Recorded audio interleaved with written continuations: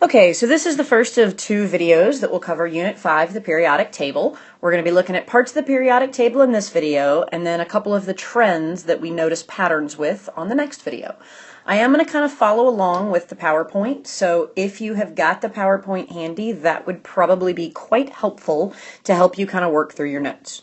So, starting this unit, we got to start with this awesome periodic table we have and why it is the way it is. For us, the first scientist we're going to talk about is a guy named Newlands. Okay, this is in 1865. 1865, Newlands decided, you know what, we got to have some sort of order to these elements. He said, I don't want to just say they're out there.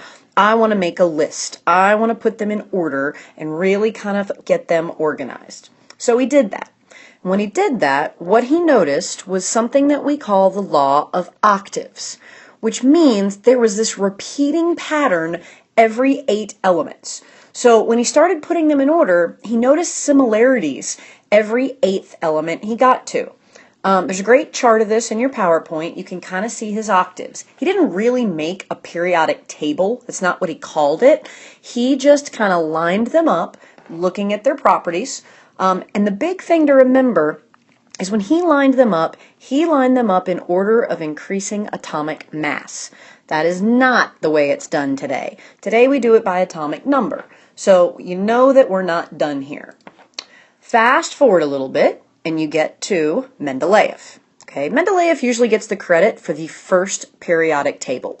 This was 1869, so we're fast forwarding just a few years, but he created the actual table. Again, he put things in order based on increasing atomic mass. That's not the way we do it today, so you know there's something else coming. The cool thing that Mendeleev did is he left holes in his periodic table for missing elements. He kind of had the forethought to say, okay, there's no way we've discovered everything. There's gotta be some stuff that we just don't know about. So rather than forcing them kind of in that grid like Newlands, he would leave little holes, little spaces, okay? He'd actually start new rows, new columns, so that the ones with the same properties would line up. And if that meant he had to kind of rearrange them so that they weren't exactly in order of atomic mass, he did that. If that meant he had to leave a hole, he did that. So on your PowerPoint, you've got a great version of Mendeleev's periodic table, but it's basically columns, and everywhere you see those 3 dots, that's where he left a hole thinking there was something else to be discovered. Fast forward one more time.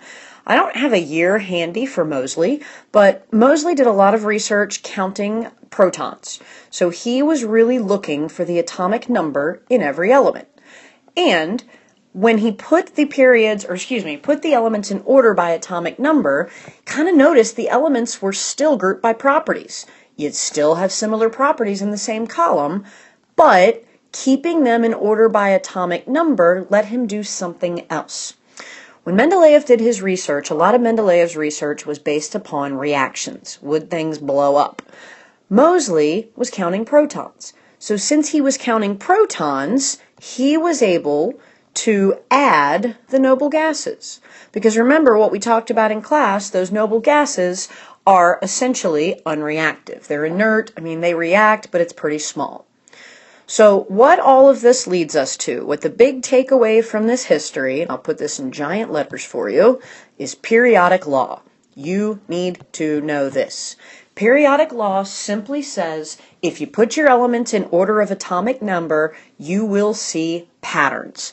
Elements with similar properties will appear at regular intervals. Okay, we all know the periodic table is a weird shape. You know, you got that, you got that, you got that, you got this. Okay, but there is a reason. Okay, just like the alien activity we did in class, you will see a pattern going down from top to bottom. You will see a pattern going across the rows. That's really what periodic law is getting at. All right, so the next thing we need to do today is we need to label our periodic table. Sorry about that. Let's try that again. We are going to label our periodic table. So I have one on here for you that hopefully you are seeing just fine. And we're going to add some labels to it. Again, kind of follow along if your notes you want. Everything's here. On your periodic table, the horizontal rows are called periods. It's pretty easy to remember. We number them. There's period 1, period 2, 3, 4, 5, 6, and 7. Remember that the F block actually fits right up there. So this is row 6 and this is row 7 as well, because like we learned before, it fits between the S and the D. The vertical columns are called groups, okay? And you'll notice on this periodic table, that's not writing up there, on this particular periodic table, you've already got 1 through 18. Now, I will warn you, different periodic tables do this different ways. There's a ton of ways. But what you will see most often for us is this 1, 2, 3, 4, 5, 6, 7, 8, 9, 10, all the way up until 18. In addition to groups, sometimes these are also called families. All right, so both of those words are ones that you will hear. Now, breaking this thing down farther. When you look at this thing a little bit broken down further, we can do some sections. We already know, okay, we've got our S block, we've got our P block, we've got our D block, and we've got our F block. The S block and the P block, okay, so this entire set of elements in the S and the P are called my representative elements. The basic meaning of that is that they follow rules. We have talked about this many times, and you will see many more examples of this. Your D block right here, okay, they don't follow patterns, they don't follow rules. Your F block really doesn't follow patterns and follow rules. That D block, though, does get its own name, okay? So all of these guys right in here in the D block, we call those the transition metals, or transition elements. You can say it either way you want. Okay, transition metals or transition elements. You also have a special name for the F block. So looking at the F block right here, the F block is called the inner transition. Okay, and again, sometimes it's inner transition elements, sometimes it's inner transition metals, it's all the same thing. So representative are my S and my P. My D block is called my transition elements or transition metals, and my F block is called my inner transition.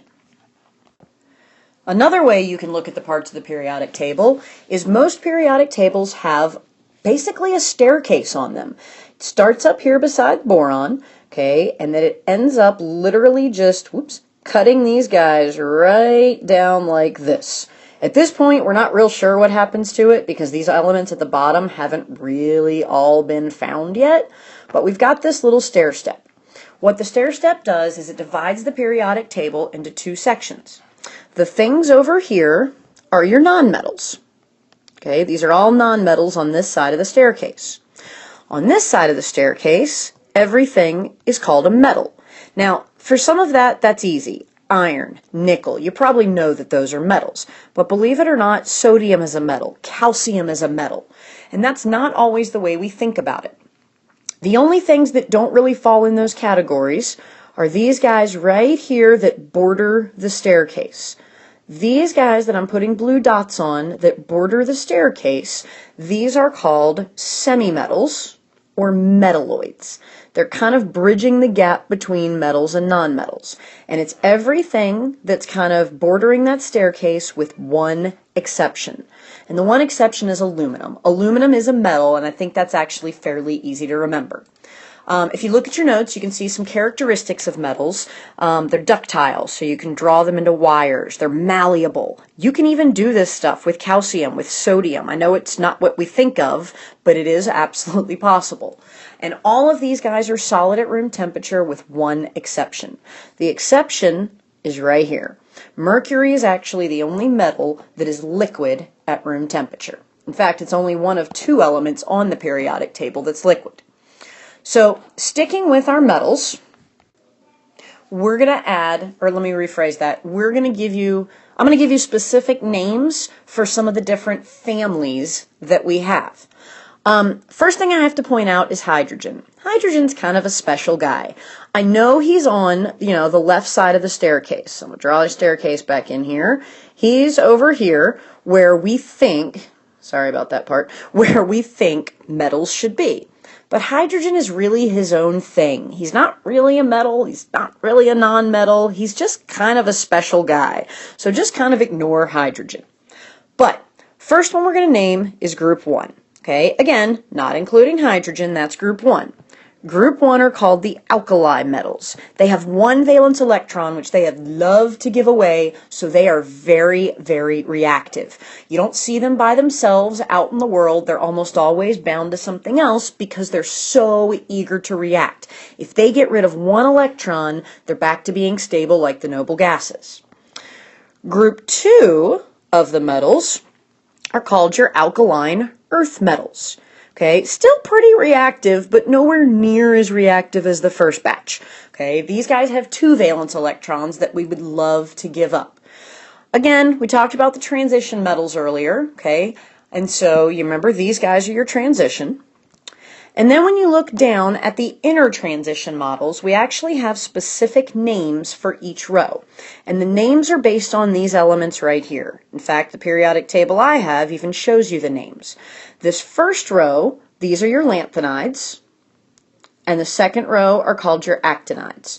We don't talk a lot of detail about these guys and their characteristics. What I will tell you is the lanthanides, pretty shiny, very similar to the alkaline earth metals. And these guys are radioactive. They are unstable. Those are the fun ones. When we get over to the non-metal side, okay, over on the other side of the staircase, most of these guys are gases. But there are some of them that are solids. Okay, so like nitrogen's a gas, oxygen's a gas, fluorine's a gas. But carbon's a solid, sulfur's a solid. Okay, you also will see over here bromine. And bromine is actually a liquid. It's besides mercury, the other liquid up here. So even though there's less of these nonmetals, there's a lot more variation. Group 7 right here, these guys are called the halogens. Halogens have 7 valence electrons, so lots of times we see bonds between the halogens and the alkali metals. These guys want to give up one, these guys want to gain one. It's like a marriage met in heaven. Think about it. Salt, table salt, is sodium chloride. That's where those bonds come from. The other one, and this one we've already learned before, are my noble gases. And you guys know that this column right here are my noble gases. They have pretty low reactivity, they're stable, they're inert, they're not real exciting. The last little thing I'll mention real quick before we end this video are these metalloids. Again, these are the guys bordering the staircase except for aluminum. Okay, so these guys are my metalloids. My metalloids have properties that are kind of a blend of metals and nonmetals. They're semiconductors, so while metals will conduct heat really well and electricity really well, and nonmetals don't conduct much at all, these guys conduct somewhat. So it's something we use in electronics. You've probably heard of Silicon Valley. Stay tuned for the next video. We'll talk about the trends.